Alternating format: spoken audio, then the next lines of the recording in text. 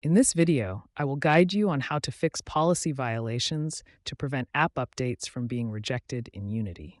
Click here to view the error.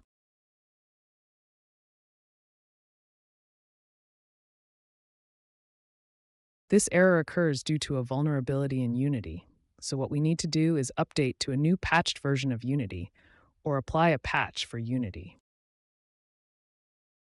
I will leave the link in the description.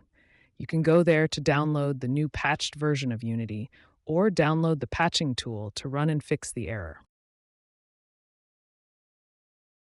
Here, I will download the new version of Unity.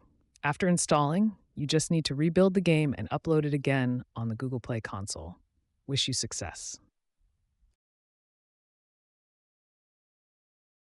If you find this video helpful, don't forget to give me a like. Thank you for watching.